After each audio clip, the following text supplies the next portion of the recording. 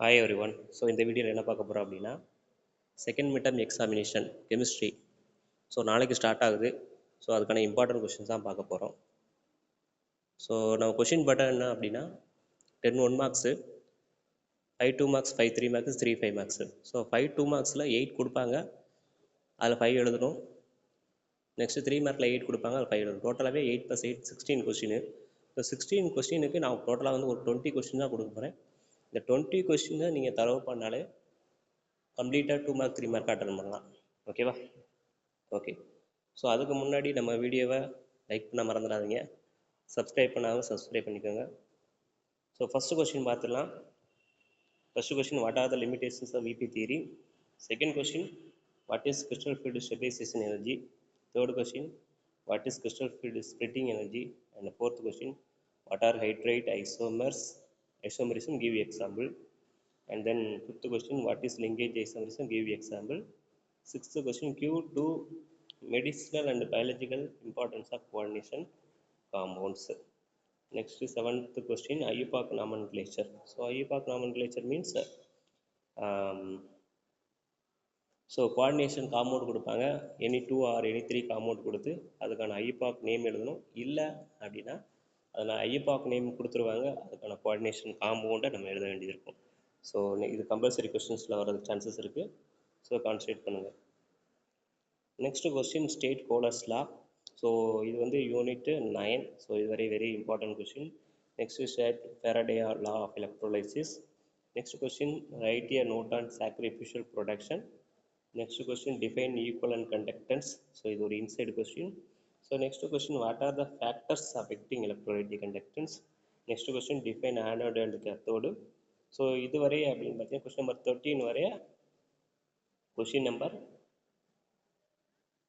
8லேருந்து question number 13 வரைய. So இது வந்து யூனிட் 9.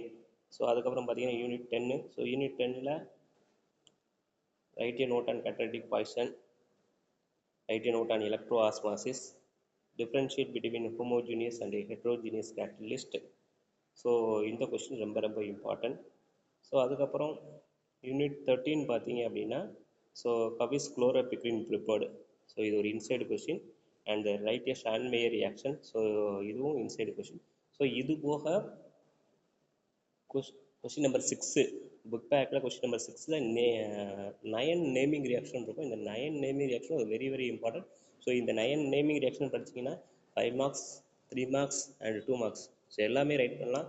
ஸோ அதில் என்னெல்லாம் இருக்குன்னா, டைஸ்டோடேஷன் ரியாக்ஷன் இருக்கும், கப்ளிங் ரியாக்ஷன் இருக்கும், மஸ்டர்ட் ஆயில் ரியாக்ஷன் இருக்கும், ஸ்காட்டன் பர்மன் ரியாக்ஷன் இருக்கும், கார்பைடமின் ரியாக்ஷன் இருக்கும், ஹாப்மன் புரோமைட் ரியாக்ஷன்ஸ் இருக்கும்.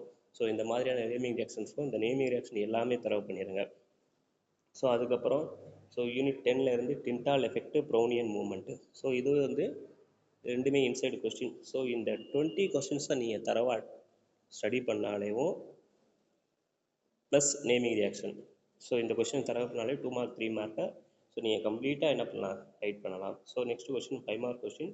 ஸோ 5 மார்க் கொஸ்டின்ஸை பொறுத்த வரைக்கும் யூனிட் 13ல் how will you distinguish between primary, secondary and tertiary aliphatic amines. Next write the postulates of Werner theory. So இது வந்து unit 5. Derive the expression for Nernst equation unit 9ல் இருக்குது. So அடுத்து write any 5 characteristics of catalyst. So இது unit 10ல் இருக்குது. So மொத்தமாகவே எத்தனை கொஸ்டின் கொடுத்துருக்கேன் அப்படின்னு பார்த்தீங்கன்னா 4 கொஸ்டின்ஸு. இந்த 4 கொஸ்டின்ஸை நீங்கள் தரவு பண்ணாலே என்ன பண்ணிக்கலாம் 3 5 மார்க்ஸ் ஷியராக அட்டன் பண்ணலாம். ஓகேவா? ஸோ அதுக்கப்புறம் அடிஷ்னலாக ஏதாவது ஸ்டடி பண்ணணும் அப்படின்னு நினச்சிங்கன்னா யூனிட்டு 10ல் intermediate compound formation theory. So very important physics option and chemistry option. So அது ஒரு கொஸ்டின்ஸ் இதை கொடுக்கல, மறந்துட்டேன். ஸோ அதை ஒன்று சேர்த்தோம்னா 5 கொஸ்டின்ஸு. ஸோ இந்த 5 கொஸ்டின்ஸ் நீங்கள் தரவு பண்ணாலே இந்த 5லேருந்து 3 வந்து ஷியராக வரும். இந்த 3 வந்து நீங்கள் என்ன பண்ணலாம், அப்படியே அட்டன் பண்ணலாம். ஓகேவா? ஸோ இந்த கொஸ்டின்ஸ் மட்டும் நீங்கள் தரவு பண்ணாலே போதும். செகண்ட் மிட்டம் எக்ஸாமினேஷனில் ஸோ 50 அவுட் ஆஃப் 50 வந்து என்ன பண்ணலாம், ஸ்கோர் பண்ணலாம். அண்ட் ஆல்சோ 1 மார்க்ஸ் கொஸ்டினை பார்த்தோன்னே நமக்கு வந்து மோஸ்ட்லி புக் பேக் தான் வரும். ஸோ 10 கொஸ்டின்ஸ் புக் பேக் வரதுக்கு சான்சஸ் இருக்குது. மேபி 1 ஆர் 2 வந்து இன்சைடு வந்தாலும் அது நம்ம படித்த கொஸ்டின்லேருந்து வர சான்சஸ் இருக்குது. ஸோ இதை மட்டும் தரவு பண்ணுங்கள். தரவு பண்ணாலே 50 அவுட் ஆஃப் 50 ஸ்கோர் பண்ணலாம். தேங்க்யூ.